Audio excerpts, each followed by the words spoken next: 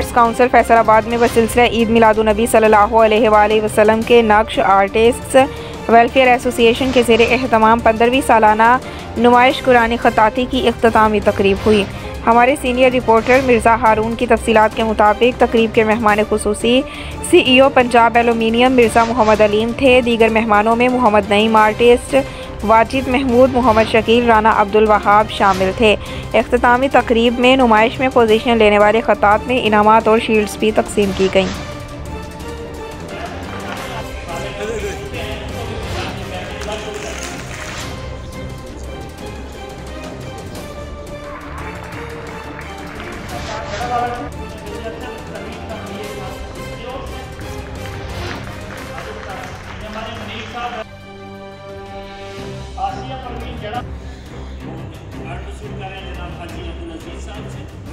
Shahbaz